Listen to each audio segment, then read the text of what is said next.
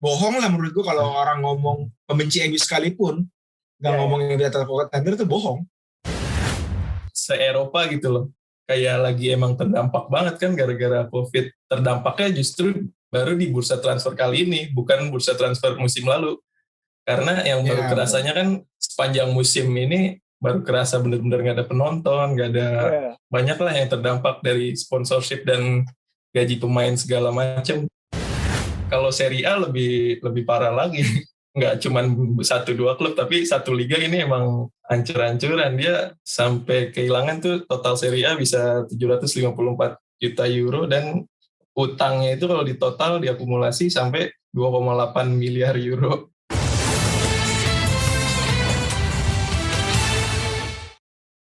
Selamat datang di podcast Super Soccer episode ke-70. Kali ini bersama gue Doni dan ditemani oleh dua teman gue. Yang pertama ada Fatru. Halo Ru, apa kabar Ru? Halo, baik dong. Yo, dan yang kedua ada Evans nih. Apa kabar Evans? Yoi, baik. Yoi, ini gue liat-liat Evans nih lagi senang banget nih. Soalnya tim kesayangannya berhasil mendatangkan pemain yang kelihatannya sangat dibutuhkan oleh klub tersebut. Jadi perasaan senangnya tuh aneh gitu. Aneh ya, kenapa? Udah lama nggak transfer sebagus ini, jadi kan harus ini ya membiasakan diri lagi.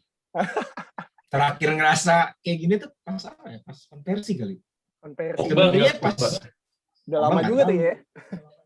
Maksud gue momentumnya kan kalau ketika dulu, maksudnya gue juga kalau lu ingat MU itu terakhir kali belanja dengan mendapatkan pemain-pemain yang luar biasa, maksudnya statusnya luar biasa, ternama gitu. Itu pas eranya Van Gaal kalau nggak salah. Iya, Van Gaal. Pas satu transfer Indo itu datengin Daley Blind, Marcos Rojo, terus Luke Shaw, Schneiderlin, Steiger ya. Wah iya, angkatannya Schneiderlin. Maria, Falcao. Ngeri itu. Itu ngeri banget coy ketika berita transfernya itu, waduh ini tim ngeri nih gitu kan. Nggak taunya. Kacrut. Di Maria cuma semusim, Falcao cedera terus, aduh. Tapi kalau yang musim ini, contoh tadi kayak si Doni bilang Pogba pun, kita tuh ngeh gitu. Ketika Pogba datang ya Pogba itu jadi kayak awal revolusinya lagi, paham nggak? Memang kita tahu hasilnya belum tentu bisa instan. Nah, kalau sekarang setelah permainan MU membaik dalam 1,5 musim terakhir kali ya hitungannya semenjak Mourinho datang. Itu tuh kita tahu bahwa ini tim tuh punya potensi, benar-benar punya potensi nyata untuk bersaing merebut gelar juara. Sebenarnya dari musim lalu juga punya potensi Sancho sama Varane sejujurnya. Iya. Tapi maksud gue kehadiran Sancho sama Varane akhirnya membuat tim ini jadi lebih satu level di atas musim lalu, paham nggak? Iya. Benar. Lebih udah itu musim lalu aja udah di atas ya. Musim ini belum pernah dirasain gitu, dan levelnya ini yang didapat, kenaikan levelnya itu langsung level yang title contender. Bohong lah menurut gue kalau orang ngomong pembenci MU sekalipun nggak ngomongin di atas contender itu bohong.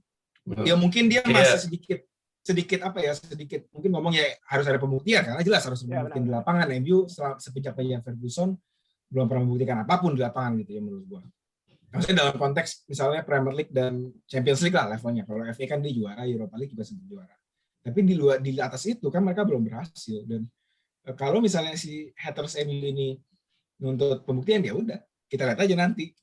Supporter MU pun harus nunggu pembuktian. Tapi yang nggak bisa mereka sangkal menurut gue adalah bahwa tim ini tim yang mengerikan secara materi squad.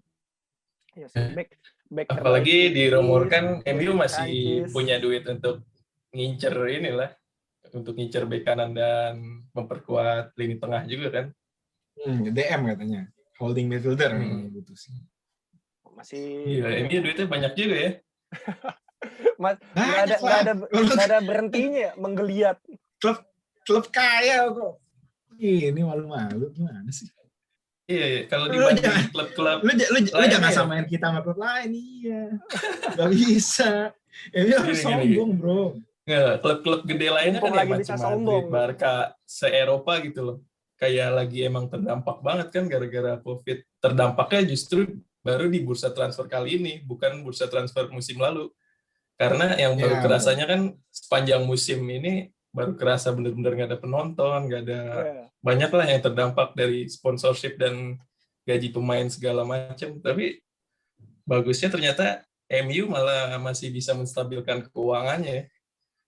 Dan ini agak mengejutkan sebenarnya buat gua. Walaupun kalau kita ngeliat mungkin Sancho dia udah nabung dari musim lalu kali ya, udah nyiapin. Udah di Terus itu tuh. dan harganya juga Ketimbang turun kan ya, dibanding yang maksudnya dipatok sama Dortmund musim sama lalu. Dortmund musim lalu. Varane relatif murah lah maksud gua untuk pemain sekelas Varane 50 juta euro ya. 50 juta Murah. euro. Mahalan Itu Green White.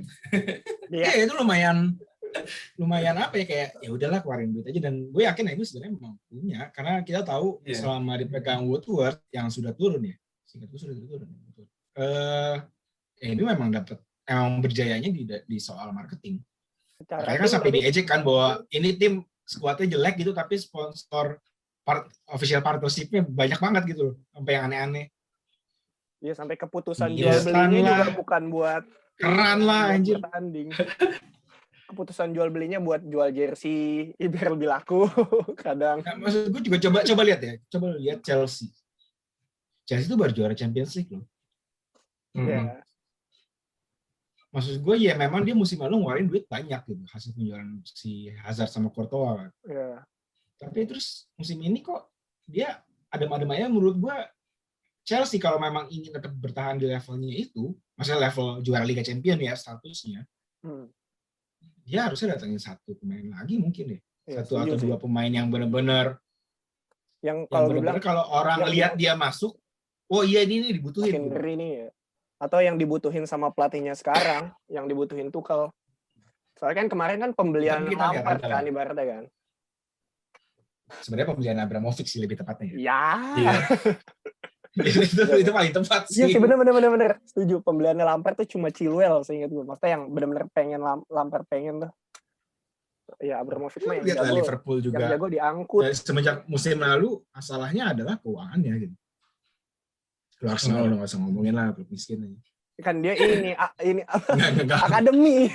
Beli murah aja mahal. Ben White mahal tuh, Ben White. Gitu-gitu mau beli Ramsdale 50 juta lah. Kaya deh.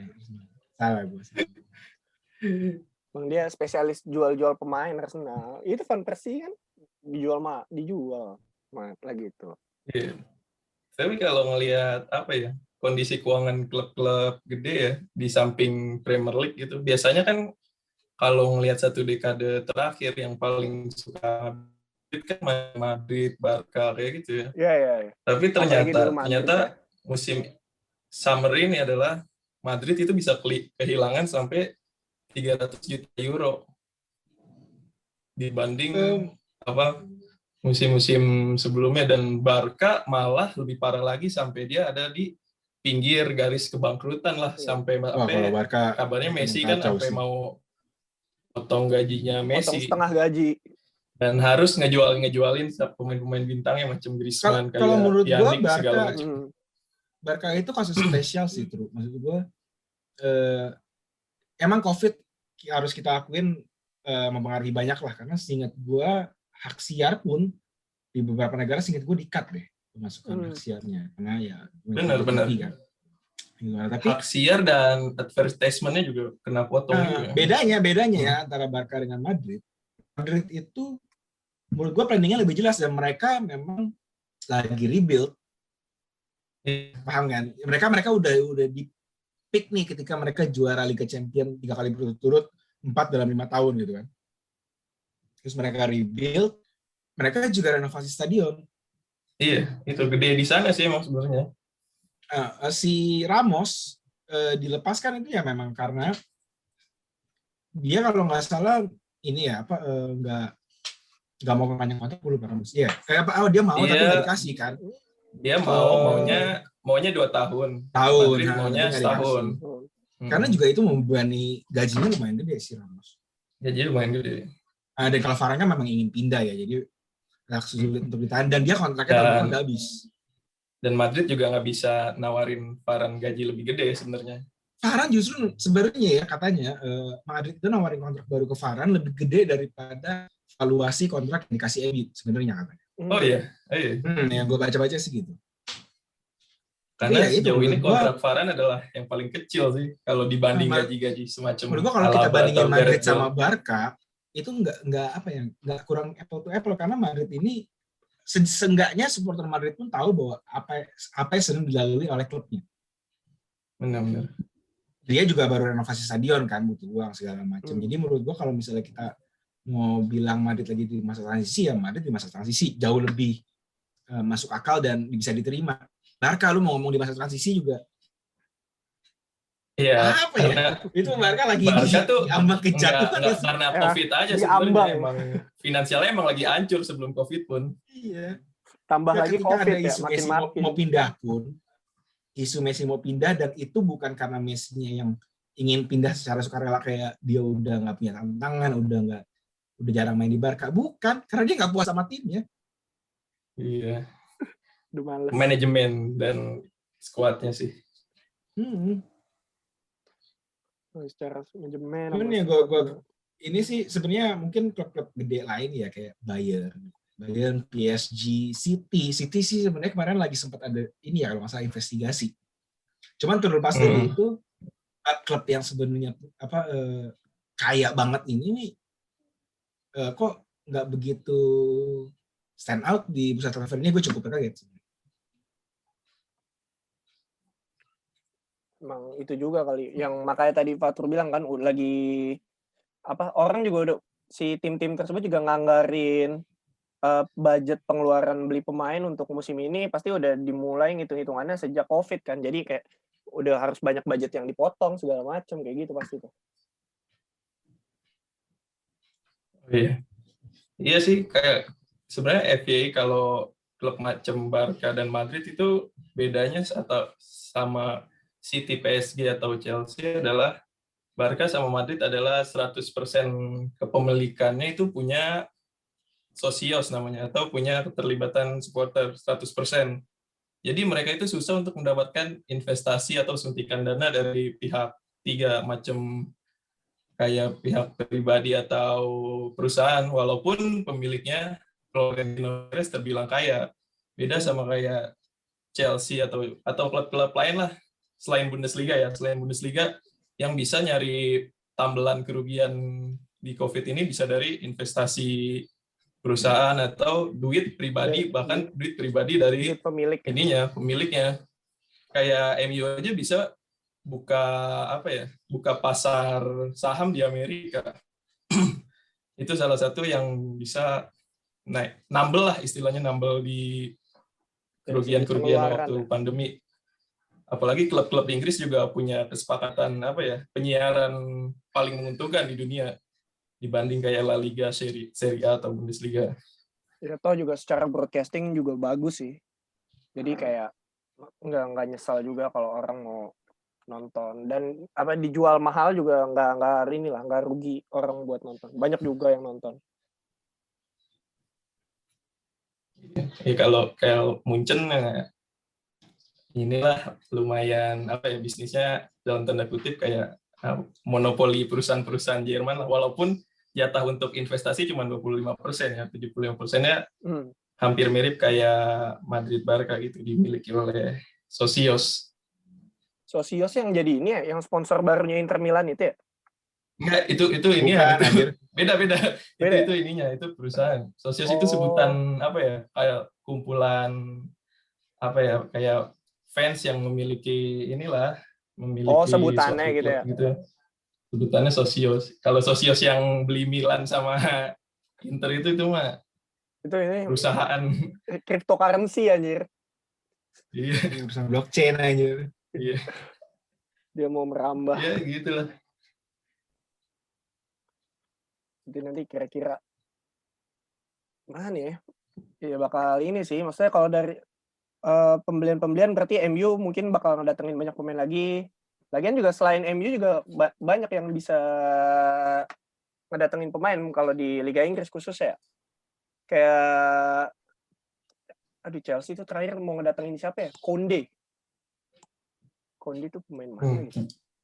Nah ya, jendela transfer masih panjang. Tapi maksud gue yang membuat senang juga ya, membuat semua supporter MU kan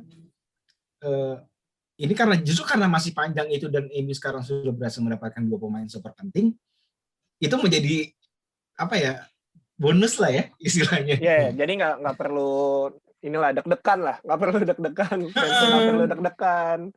MU juga udah tenang, Lega lah ya. udah bisa nyusun strategi dari sekarang nih barat ya.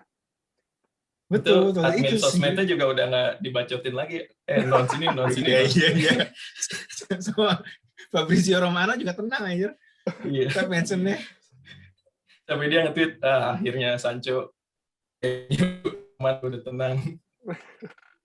Di teror mulu ya sama fans MU, udah gitu banyak lagi.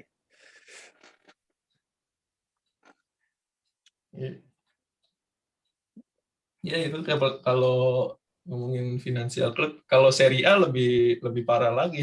Nggak cuma 1-2 klub, tapi satu liga ini emang hancur-hancuran. Dia sampai kehilangan tuh total Serie A bisa 754 juta euro dan utangnya itu kalau ditotal diakumulasi sampai 2,8 miliar euro.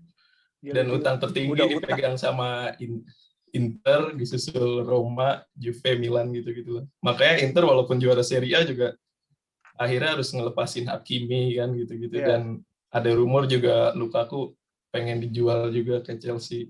Ya, berarti bisa dibilang nggak sehat juga ya? Agak miris sih ya? kalau Serie A tuh. Iya. Maksudnya di Serie A tuh secara finansialnya nggak sehat banget. Menurut gue dia nggak cuma 1-2 klub sih. Gini, klub-klub ini memang sedang menyesuaikan diri mungkin ya.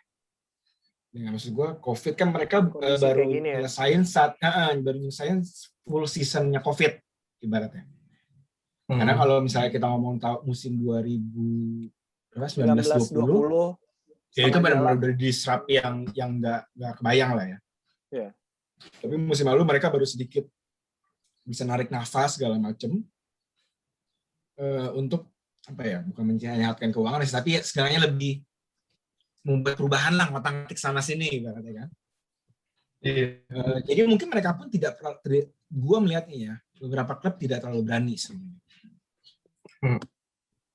Nah, tapi MU ini sedikit di atas. Kenapa? Karena musim lalu mereka sabar.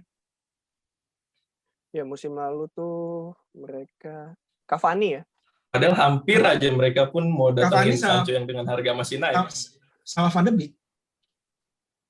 Ya itu dia, mereka kan nahan diri ketika beli Sancho kan. Jadi menurut gue hal itu yang membuat kemudian di bursa transfer ini MU menjadi sedikit lebih leluasa. Bagi gue sih itu. Jadi bukan berarti sebenarnya MU secara manajemen udah jadi bagus banget gitu. Gue belum begitu yakin sih.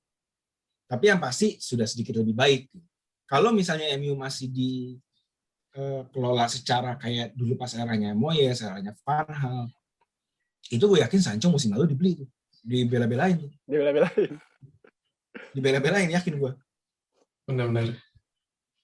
Mungkin Solskjaer ngomong nggak usah segala macam, kan Solskjaer kan kita tahu sangat berpengaruh juga ya di pengambilan keputusan manajemen United sekarang gitu, terutama kebijakan transfer. Karena juga transfer Solskjaer juga dilihat selama 1-2 musim kebelakang juga selalu jadi pemain-pemain yang memang dibutuhkan MU kan, langsung jadi pemain kunci gitu. Kita nggak bisa nutup mata juga bahwa kehadiran Darren Fletcher di manajemen itu juga berpengaruh. Terus juga MU kan punya sporting director sekarang. Jadi menurut gue, apakah MU perlu diagung-agungkan tanda kutip gitu, kayak wah ini klub udah berubah nih? Menurut gue nggak bisa sih. Belum bisa. Belum bisa. Tapi ada bukan itikat baik. Ada apa? Pertanda baik. Ada cahaya. Titik cahaya. Iya betul, ada titik cahaya tuh di ujung tuh. Wah ini jalan ke sana. Titik cahaya menuju prestasi maupun finansial. Cuman sejauh apakah titik cahaya itu? Ya, iya, karena masalahnya gini, klub yang kita tahu benar-benar bagus ya, klub kelas dunia, mereka akan selalu mampu bertahan di level tertinggi, bahkan ketika terjadi perubahan sosok mungkin di manajemen, di pelatihan gitu. MU belum terbukti, sama Solskjaer belum terbukti sukses. Kalau misalnya Oke, musim ini MU juara, amin, gue siamin aja. Widih. Tapi terus tahun depan turun, tiba-tiba langsung berturun drastis, itu bakal jadi masalah besar. Liverpool aja sengaja dalam 3 tahun, katakanlah kita hitung dia dari ketika masuk final Liga Champions. Itu kemampuannya bertahan selama 3 tahun kan. Final Liga Champions, juara Premier League. MU harus ngebuktiin itu dulu. Baru bisa dibilang bahwa mereka sudah kembali ke kitanya lah. Ya, untuk tim sekelas MU emang harus begitu. Nggak bisa cuma satu musim. Bagi gue juga semua klub sih. Yeah. Sebenarnya semua klub yang mendaku diri bahwa mereka klub besar ya. Maksud gue kita lihat Bayern lah anjir.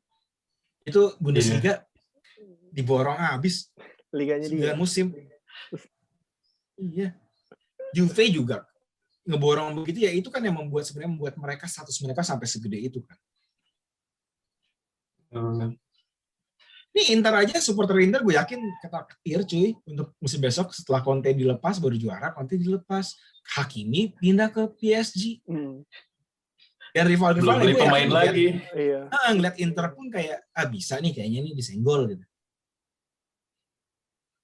Jadi memang untuk mendapatkan status lu berada di zona aman gitu ya, itu berat banget. Satu window transfer atau satu musim pun nggak cukup gitu, apalagi satu window transfer. Benar. Ya. Harus cuman ya balik lagi, emang nggak MU nggak makan kan, makanya kita juga bahas MU dulu. Iya. MU selalu menjadi pusat perbincangan di segala jagat. Bahan bakar konten media sosial sepak bola. MU cuma 2 pemain loh. Coba lu lihat Chelsea musim lalu anjir. Wah, 4 apa 5? Werner Havertz, Silva, Chilwell. Itu kurang ngeri apa anjir? Mendy kayaknya hype-nya nggak se-MU gini ya. Gue nggak tahu sih. Gue nggak tahu karena gue bukan supporter Chelsea. Tapi bagi gue ketika MU datengin Sancho sama Varane itu bener-bener semua orang langsung ngomongin MU title contender. Nggak tahu asal dari mana. Tapi kemarin Chelsea juga gitu sih. Pas datengin Havertz, Werner. Wah ini kayaknya juara nih. Sampai temen gue aja, dia fansnya Liverpool. Ngechat gue personal. Don, kayaknya Chelsea menang nih tahun ini. Kalah juga akhirnya. Sampai orang juga sering ini. Mungkin perbedaannya adalah Chelsea di musim sebelumnya ya oke aja. Iya.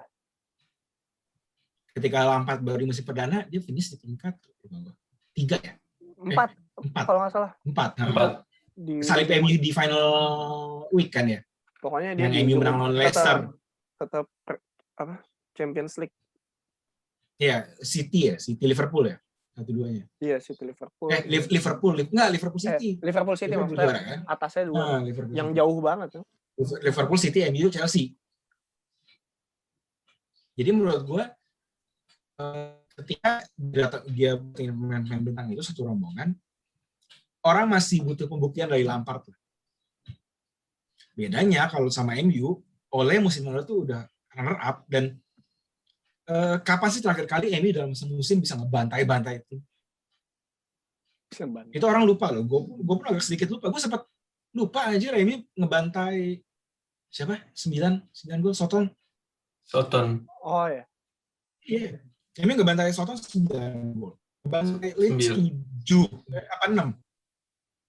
Lupa gue. Terus ngebantai Leipzig juga di Champions League. Hal-hal kayak gitu yang ketika itu Chelsea belum ngelakuin. Jadi menurut gue hype-nya di MU ini sedikit lebih gede. Tapi balik lagi, namanya juga hype. Bisa ngejinx ya. Sangat mungkin. Karena lo tau gak, kalau di posisi kayak gini yang ngedoain untuk jatuh tuh makin banyak. Makin banyak sih. Bener. Apalagi yang ditungguin jatuhnya tuh lebih banyak. Makin banyak dan makin keji tuh. Ya, apalagi fans Liverpool nih. Liverpoolnya juga lagi turun. Dia belum beli pemain yang malah Wijnaldum cabut. Nah, itu juga. Tapi begini, Don. kalau soal ngomongin Liverpool sama City ya, sebagai bukan pengamat ya, penggemar Penonton. Premier League lah kan gue penggemar. Boleh. Karena kalau cuma nonton bisa doang. Iya juga sih. Liga paling bagus dunia, bro. Lu nggak bakal bisa nyoret City dan Liverpool dari persaingan ke juara. Kita nggak tahu kalau di City bisa jadi jago. City sih. City musim lalu kan awal-awal busuk. Nggak ngedatengin siapa. Yang ketika dia masih main Nathan Ake. Gila. Dari Chelsea tuh. Terus tiba-tiba setelah kalah ya di Etihad, siapa? Itu langsung ngeklik. Dia balikin Stones ke starting line up. Cancelo-nya juga mulai adaptasi bagus main di back sayap. Itu langsung Ben Diaz. Langsung gaspol. Sejak awal tahun lah.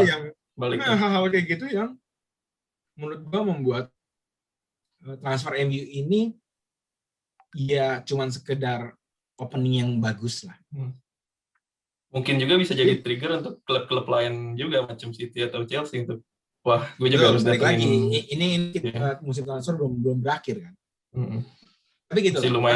Seandainya pun Liverpool sama City nggak datangin pemain baru, gue melihatnya mereka berdua tetap salah satu kontender kuat dan sedikit di atas United karena pengalaman. Dan tren beberapa tahun terakhir lah ya. Iya, kurang lebih begitu. Ya kalau gue juga percaya tren beberapa tahun terakhir juga pengaruh sih dalam title contender untuk musim depan. Ya minimal sekarang 4 besarnya jadi lebih seru lah. Enggak sih. Kalau musim depan gue lebih penasaran. Gue musim depan lebih penasaran kira-kira Arsenal finish di mana sih? Aduh. Ya pasti kan 4 nih udah di tag nih, MU, Liverpool, Chelsea sama City itu udah 4 tuh. Sisanya terserah lah siapa aja. Paling yang hilir mudik ada Tottenham sama Leicester deh. Ya paling hilir mudik. Leicester sih, gue penasaran Leicester sama Leicester ya. Hilir mudik. Masa sih nggak lolos champion aja nggak bisa, kasihan sih. Dia musim lalu paling lama loh di 4 besar. Iya. Tapi akhir-akhir selalu mental 2 musim terakhir. Tottenham menurut gue belum bisa lah musim depan. Gue mau lihat gimana Santo sih di Tottenham. Menurut gue menarik banget. Apalagi Harry Kane lagi yang ogah-ogahan kan setelah statement terakhir tuh dia emang pengennya cabut. Walaupun belum ada update terbaru sih. Iya, betul. Ya pokoknya masih. Tapi musim inilah sangat menarik untuk ditunggu. Benar. Apalagi ngelihat sisa bursa transfer juga yang masih lumayan lama. Betul. Yeah. Dan menurut gue memang kalau kita lihat musim lalu kan sebenarnya nonton agak aneh ya. Udah jadwalnya padat banget. Terus ini pemain tim-tim juga banyak yang nggak jelas gitu kan, tiba-tiba bisa main bagus banget, bisa main jelek banget. Menurut gue musim depan bakal lebih stabil. Karena kemarin lebih banyak unexpected-nya sih. Musim depan menurut gue bakal lebih stabil dan membuat menurut gue pertandingan bakal lebih seru. Ya karena semua tim juga apalagi penonton kalau kita ngomongin Premier League, penonton udah boleh masuk ya. Udah mulai masuk dari game week pertama katanya. Tapi masih didebatkan masalah paspor vaksin itu sih. Ya sih, kalau buat di luar negeri pasti lebih strict. Cuma menurut gue sedikit demi sedikit lah. Baik lah sih. Sedikit demi sedikit. Menurut gue itu bakal ngaruh banget. Karena orang juga ngomong kan, kenapa Liverpool di kandang kan jelek ya musim lalu ya. Iya, itu yang dibantai Aston Villa. Yang dibantai Aston Villa. Aston Villa di Villa Park. Tandang ya? Oh, di Villa Park ya? Oh iya benar-benar. 27. Ya maksud gue pengaruhnya kayak stadion-stadion yang benar-benar angker itu benar-benar angker sebenarnya. Anfield tuh benar-benar sebegitunya gitu. Jadi pasti ngaruh banget ke performa mereka. Iya, apalagi sekarang nih udah ada penonton lagi. Nggak ada penonton aja pasti kan udah terintimidasi duluan sama stadionnya. Kalau main di home orang. Main home orang ya main away. Gitu. Jadi ya itulah. Menurut gue ini bursa transfer yang oke, dan ini masih ada sisa banyak waktu. Yeah. Menurut gue pemanasannya cocok lah. Udah nggak sabar lah untuk nonton. Mas, ya kira-kira 2 minggu lagi lah ya, pertengahan Agustus kita udah bisa mulai menyaksikan kick off Premier League game week pertama tuh. Game week pertama tuh Iya, ini dimulainya ketemu lawan Leeds. ya 14 Arsenal Agustus. Brentford. Arsenal Brentford tuh pertandingan paling pertama ya. Kita melihat Yoi. tim debutan. Tim debutan Arsenal Premier tuh League. setahu Menarik gue, sih. Arsenal ya. Game week pertama selalu menang. Ya, apalagi Iya. lawannya debutan sih. Benar-benar debutan pertama kali kan. Pertama kalinya di Premier League si Brentford itu. Bisa lah game week pertama peringkat 1. Arsenal juga menurut gue sebenarnya nggak bisa dianggap remeh. Maksud gue Arteta bagi gue itu tipikal pelatih yang memang dia nggak butuh nama besar, tapi datangin pemain yang menurut dia cocok. Kita lihat aja, dia datangnya lumayan banyak loh, udah 3-4 pemain. 3 ya? 3 apa 4 gitu, gue lupa. Berapa ya terakhir? Menurut gue, Arsenal bisa jadi ancaman. Metro, Ancaman dalam konteks kuda hitam ya. Aduh, Arsenal jadi kuda hitam, kasihan juga sih.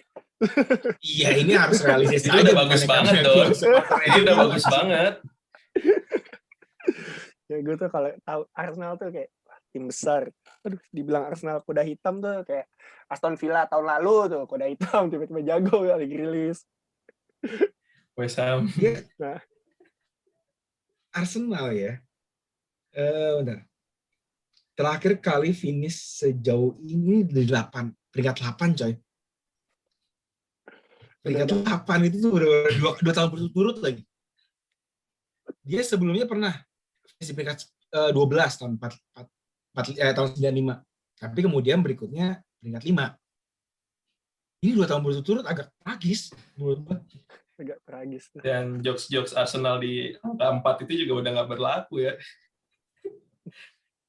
Karena udah nggak Udah mau. makin parah. Lebih parah. Udah lebih parah. Kayak menurut gue supporter Arsenal mau ngaku mereka Big Four juga malu aja. Ya paling ngebanggain Invincible doang udah. Mau apa lagi? Itu memang patut dibanggain coy. Iya sih. Yang patut dan satu-satunya bisa dibanggakan. Mungkin sekarang lah ya.